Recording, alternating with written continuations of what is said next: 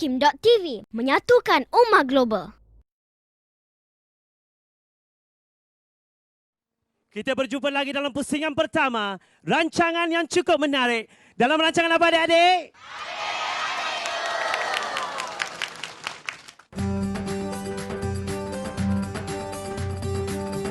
Adik-adik anak soleh, adik-adik serba boleh. Adik-adik akhlaknya mulia, senyum ceria, semua orang suka.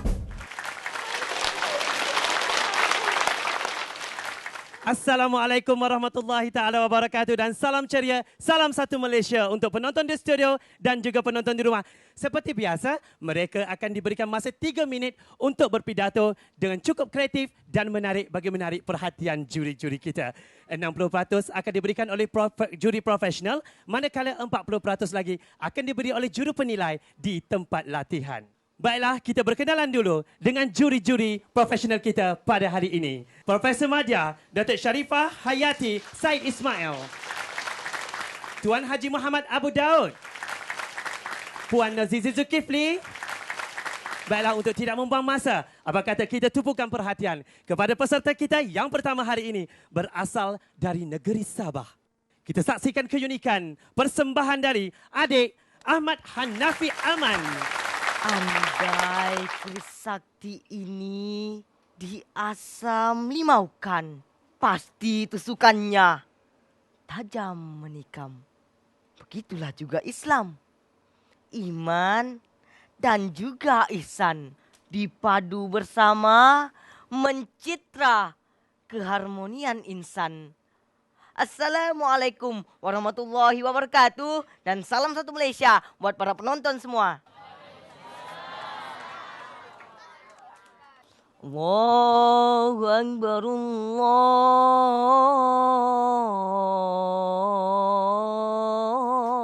Akbar, Allahu Akbar,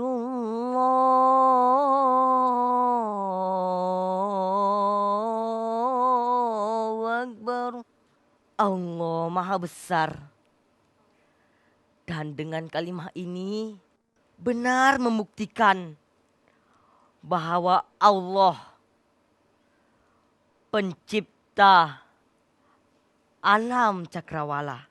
Dalamilah Islam dengan penuh penghayatan, khusyuk, agar kita menjadi insan yang cemerlang. Keutuhan Islam, iman dan ihsan dapat disuburi dari rumah lagi. Anak-anak ini ibarat kain putih.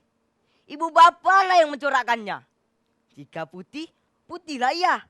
Jikalau hitam, maka hitamlah ya. Jangan nanti ada yang bertanya, kenapa Hanafi dicorakkan kulitnya hitam? Bukan begitu. Biarlah Hanafi kulitnya hitam, tetapi hatinya penuh iman dan takwa kepada Yang Maha Esa. Hati kena baik, Beb. Kebetulan saya ada cerita. Tak dengar tak? Kisahnya begini. Pada suatu hari, Islam bertanya pada iman, pentingkah engkau dalam hidup aku? Mestilah penting.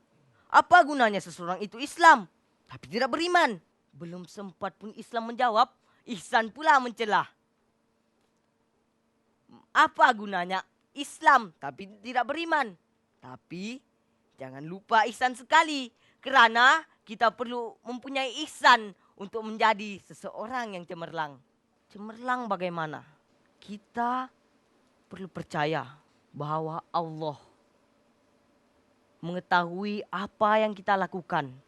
Dan kita harus percaya walaupun kita tidak melihat Allah Subhanahu wa taala. Firman Allah yang berbunyi, A'udzubillahi minasyaitonirrajim. Innama, sesungguhnya apabila disebut nama Allah, hatinya terasa gemetar. Dan apabila disebutkan ayat-ayat Al-Quran, bertambah iman di hatinya. Sedangkan mereka orang-orang yang bertawakal. Menobat Islam, mendukung iman. Jangan dilupa ihsan sekali. Takkan ku gentar godaan setan kerana iman tetap di hati. Sekian, wabillahi taufiq wal hidayah. Wassalamualaikum warahmatullahi wabarakatuh. Itulah tadi kehebatan dan keunikan persembahan adik Hanafi kita. Silakan Prof. Keseluruhannya bergolak pada Islam, iman, ihsan tu bagus. Sesuai dengan apa yang Hanafi sebut tu. Dan saya nampak Hanafi juga menarik perhatian mak bapak. Ingatkan ibu bapa. Tu bagus lah. Tapi bab yang terlupa tu Hanafi, ayat Quran terlupa. Nanti lepas ni kena tajamkan balik. Apa ayat yang dibaca tu tadi. Secara keseluruhannya baik, tapi banyak boleh dipertingkatkan lagi. Bakat itu anda salurkan melalui cara muka persembahan, gaya dan sebagainya. Jadi seperti yang selalu saya katakan, kena berlatih lagi lah kan. Jangan pandang mudah benda ni kan di halayak ni. Selamat berjaya. Ada perwatakan tempo pada saya kadang-kadang sekata boleh dipercepatkan kadang-kadang dan boleh diperlambatkan bermain dengan tempo pengucapan. Tapi saya kira satu yang bagus sebab Ahmad Hanafi ni adalah cara anda menyembunyikan anda punya lupa tu. Sebab saya tahu bila anda lupa tu, kalau ada tangan tu dah bergerak lain. Itu taktik, maknanya Hanafi dah dapat taktik tu. Anyway, congratulations. Tahniah. Kita kembali lagi dalam rancangan realiti terbaru kita. Rancangan apa? Okey, kita bersama dengan, kita berikan tumpuan untuk peserta kita yang kedua. Tidak kurang hebatnya. Dia sudah bersedia sekarang. Kita persilakan adik Nur Syafiqah Muhammad Paris. Silakan. Tampilnya saya hari ini adalah untuk menyampaikan sebuah pidato yang bertajuk Islam, Iman dan Ihsan. Kehidupan kita perlu dilengkapi dengan 3 elemen yang utama, iaitu Islam, Iman dan Ihsan. Hadirin yang dirahmati Allah, tahukah kita apa itu Islam, Iman dan juga Ihsan?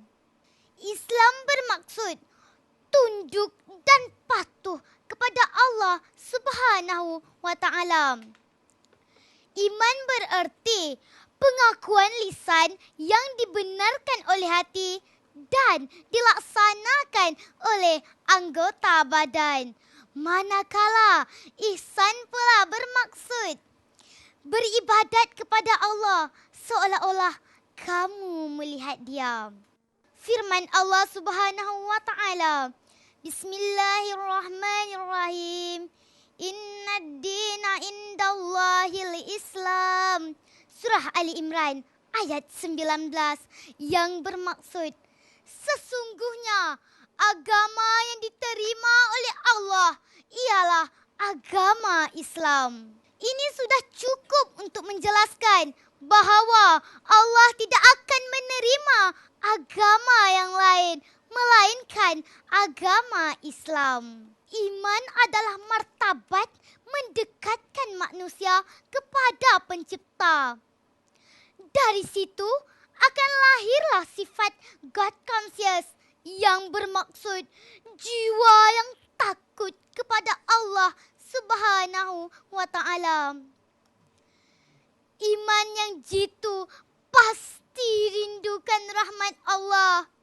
Iman yang teguh pasti mendambakan keampunan Allah. Adapun ihsan adalah martabat yang paling tinggi dalam kesempurnaan keyakinan seseorang terhadap kewujudan Allah Subhanahu wa Ta'ala. Hadis Rasulullah sallallahu alaihi wasallam yang bermaksud, beribadatlah kamu seolah-olah kamu melihat Allah. Ayuhlah, jangan kita leka dengan nama Islam semata-mata.